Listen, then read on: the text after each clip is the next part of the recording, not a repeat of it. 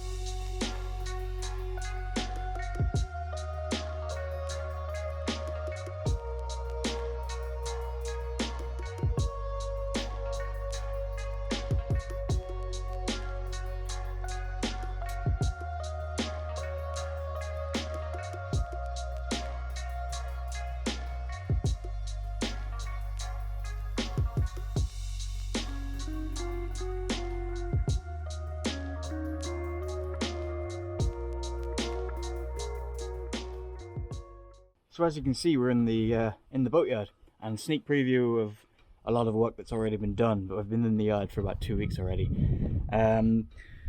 So you will have noticed when we were bringing the boat over that there are now solar panels on the back of the boat.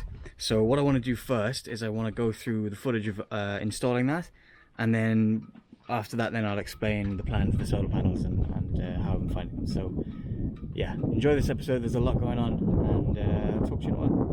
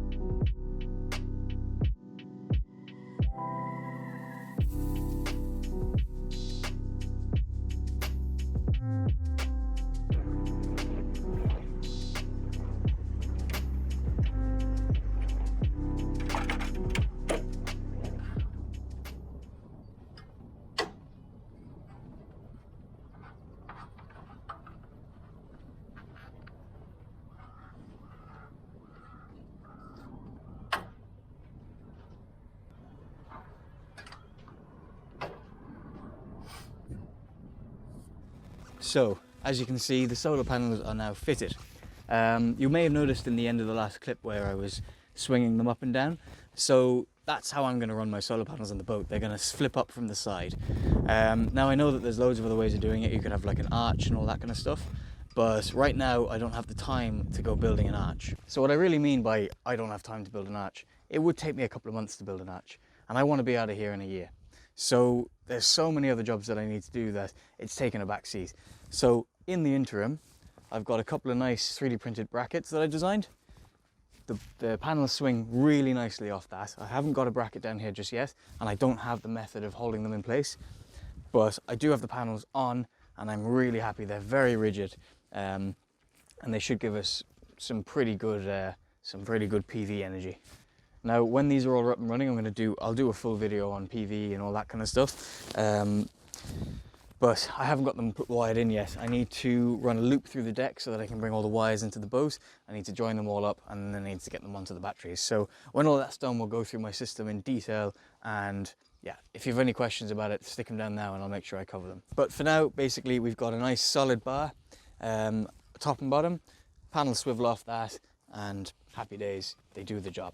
Now that I have this bar in place, and when I had the panels off, I kind of felt these as I was getting into the boat, and I really like them. So I'm thinking that I might continue this all the way around the boat. Instead of having wire lifelines, I think I might have solid bar. So that's another project to do. But for now, solar panels are pretty much ticked off the list. Just have to run in the wiring, join them up to the charge controller and onto the batteries. Happy days. So with that said, let's get on to the next job. So these panels all done. The plan now is to get this fiberglass, but because I can't take it out, there are two options.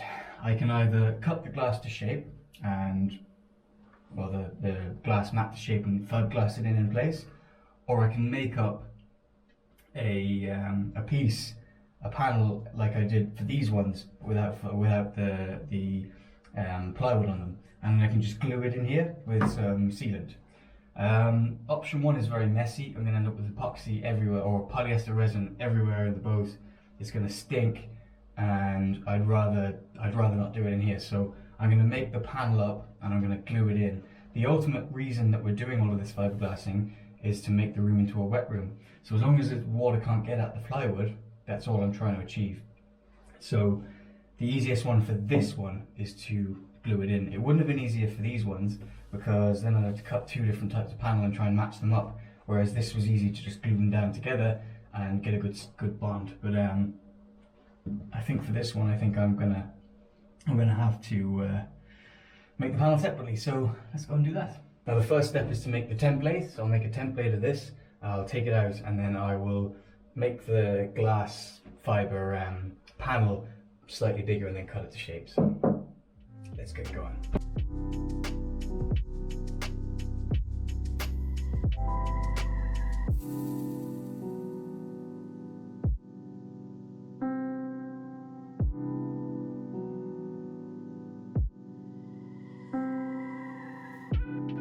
So as you can see, that's laying up now. So that's going to set up over the next few hours, and then hopefully we'll be able to peel that off and glue it into the boat. So yeah, that's cool. I kind of, before this last few weeks, I'd never really fiberglassed anything before, so to be able to have the confidence now to just lay up a bit of glass is huge. So I'm really happy with it. But anyway, let's let that set up and peel it off and get it into the boat.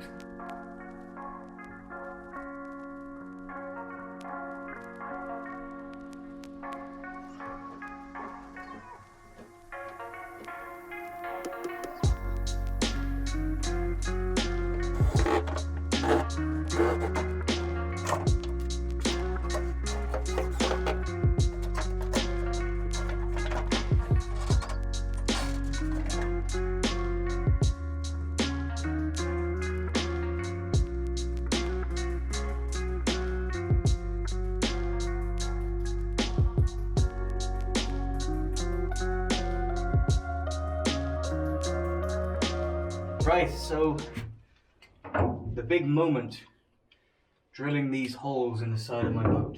So anyone who's been following will know that I haven't had any seacocks on the boat apart from the engine inlet, and now it's time to drill those seacocks. These were glued in place to take the seacocks. I was going to weld in standpipes, but that comes with its own challenges as well. So I said it'd be a lot easier for now just to put these in, and if down the line I want standpipes, it's not such a big job to put those in. So let's commence drilling.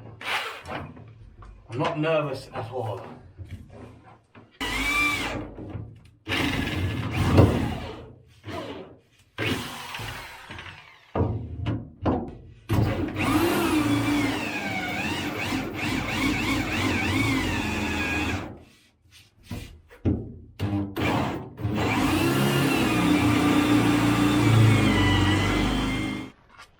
So I've drilled through the steel and now I have to drill through the Delrin, but just for future reference, especially for myself, the plating on this chine is just over 5mm, so that's a 5mm chine. I'm assuming that's a 4mm chine because I think they go up in, and then probably a 3mm plate up here. So 3, 4, 5, and I think this is 6 then, but I've no way of measuring that unless I cut it, and I'm not going to do that. But anyway, this for reference is 5mm. So what I'm going to do now is drill through the rest of the Delrin and paint the steel, and then when that's dry in a couple of days, I'll fit the seacock. This is the through hull, and there's this little attachment that goes with them that you can push in and it clips into place. So you put the sealant on, you push it into place, the sealant holds it, then you go inside the boat and you can thread it on and hold this in place. So you can do it on your own. So yeah, I'm going to stick these guys in now and let it set overnight. Then when it's set, then you can tighten them up. So what you do is you put them on hand tight, and then in the morning you just give them a half turn. So that's it really, the very big moment of putting in the seacock so that we can finally put the toilet in.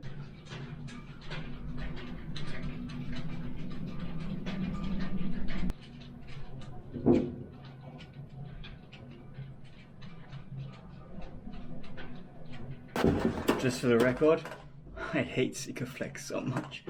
Oh, I hate it so much.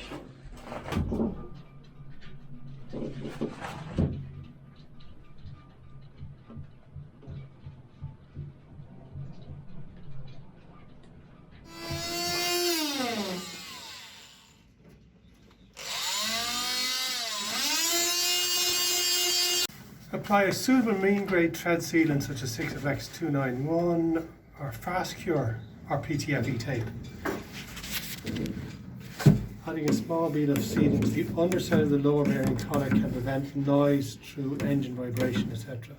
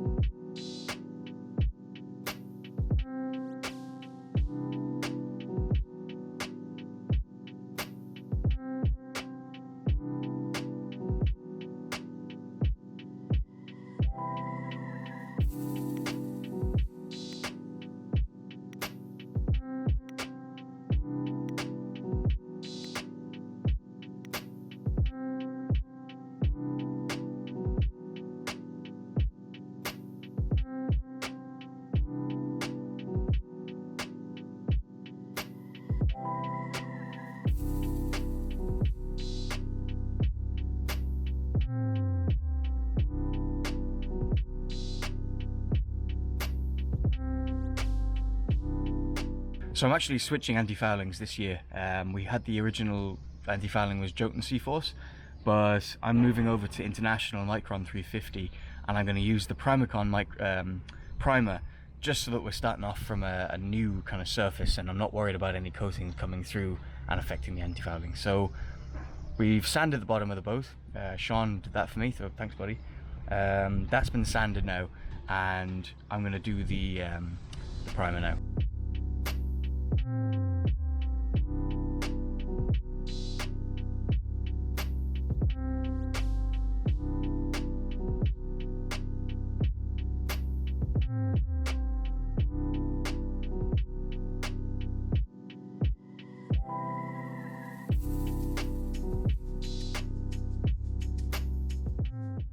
Okay, so one of the next very small jobs, but needs to be done, is to fit a new anode on here and I've already run this off of the wire wheel just to clean it up, and it looks pretty good.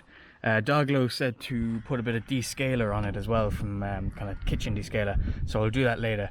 But I want to put the anode on, and the last time I put the anode on, you may remember I forgot to put thread lock on the thing and the anode went missing. So let's get this done.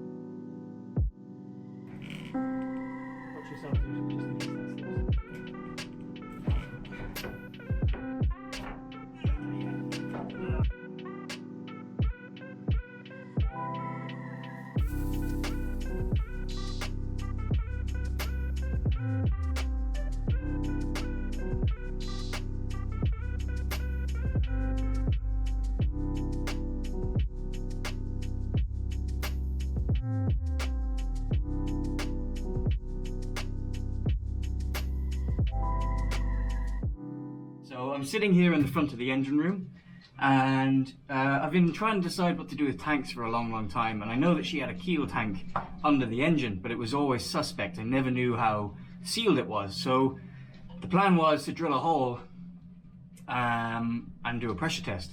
But I just drilled the hole, and when I did it, when I broke through, air just started coming out of the keel tank, which means only one thing: that the tank is sealed. I mean, there's air in there and there's heat going on the keel, the air is expanding, and the keel was actually pressurized.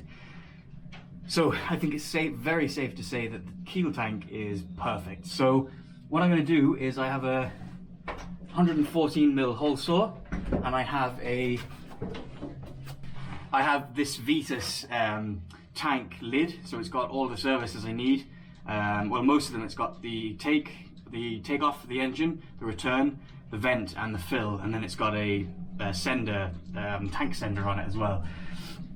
I do have a plan to add another service plate at the back where I can do like so I can clean the tank a bit easier down the line and take off for the diesel heater. But right, I'm gonna cut this hole and I'm gonna fit the tank top, and that's the diesel tank basically.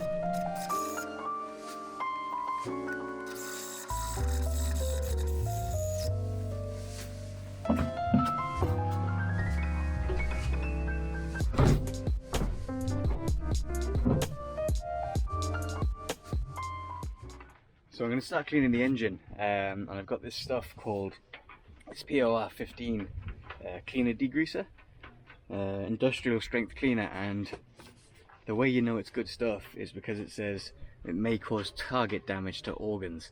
So yeah, you know it's good when it's got that warning on it. So I'm going to wear some nice fetching rubber gloves and get some goggles on and start cleaning this engine down. Let me know what colour you think I'm going to paint the engine. I don't think I've mentioned it yet, but the engine is getting fully repainted. It's not going to be the same colour, so I'll give you that clue. So give me a comment, see what you think the colour is going to be, and we'll do a big reveal there in a while. Right, I'll start talking and start cleaning.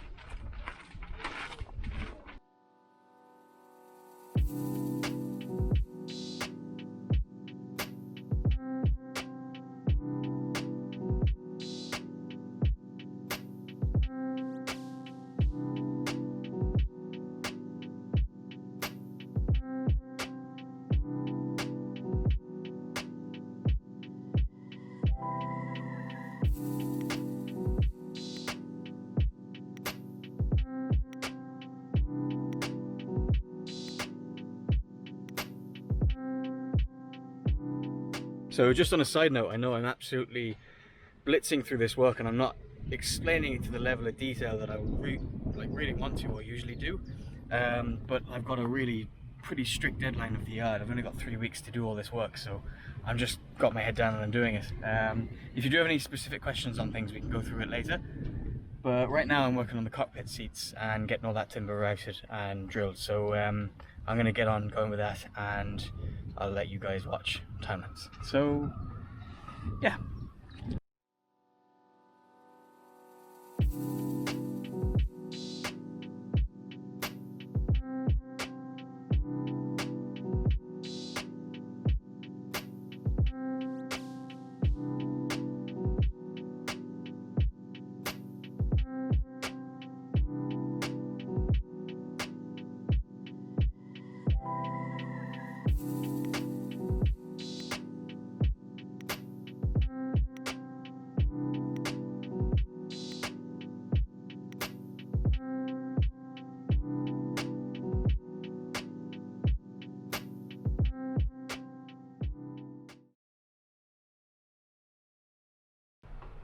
Alright everyone, that's all for this week's episode. Hope you guys enjoyed it. We're hoping to be back in the water for the next episode, so stay tuned. Yeah, enjoy. I'm real.